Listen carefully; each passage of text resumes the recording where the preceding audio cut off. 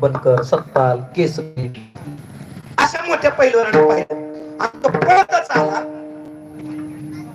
जो महाराष्ट्र केसरी आहे तो पळतच आला आणि त्याची जेवढी ताकद तितक्या ताकदीने मला जोरात धक्का दिला. काय होईल माझं? आधीच फाउंडेशन बाद असलेला गडी भरता येईल का नाही हे सांगता येत नाही का नाही. माणसं कोसळवणारी बरीच आहेत पण भरणारी कोणीच नाही. भरणारी कोणीच नाही. माझं मलाच भरावं लागेल का नाही? माझं मला सावरावं लागेल का नाही? मग कदाचित ते शिखर पडलेलं असेल, भिंत पडलेली असेल, फाउंडेशन पडलेलं असेल, कळस लांब निघून गेला असेल, परंतु ते मलाच गोळा करावं लागेल, दुसरं कुणीच गोळा करणार नाही. मातीमध्ये त्या ठिकाणी तो साध पडल्या गेला. मला नाका तोंडात माती गेली पण एका आहे शब्दाने त्या सुंदर पुरुषाला काहीच बोलले नाहीत. एकच बोलले, विठ्ठला माय बापा धावरे केशवा माय बापा. देवा अरे काय नकळत माझ्याकडून चूक झाली का रे म्हणून त्याचं प्रायचित्त तर तू मला देवा देत नाहीस ना रे राजा.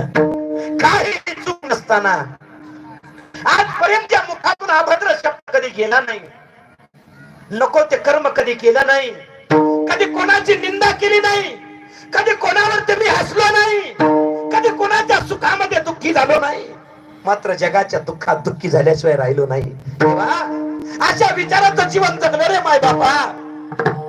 आणि आज माझ्याकडून काहीच गुन्हा नसताना हा जोराचा धक्का मिळाला राजा.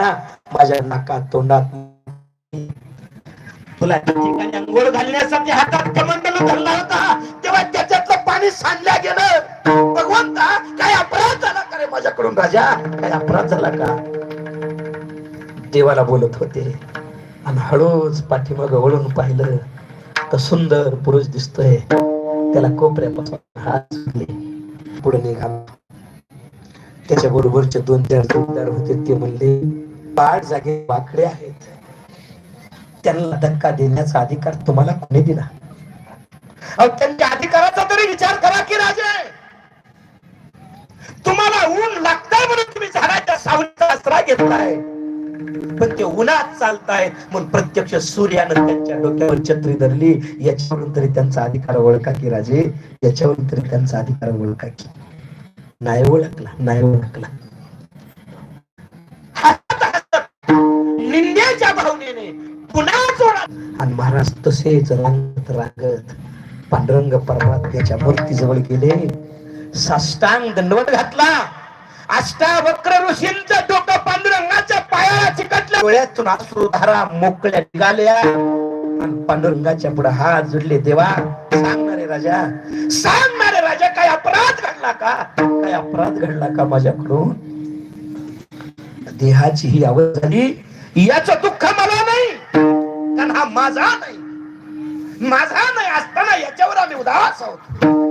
परंतु शुद्ध कर्म करणाऱ्या भक्तांची जर ही अवस्था होत असेल तर बाकीच्यांचं काय? देवा माझ्या देवालाच पाहवलं नाही.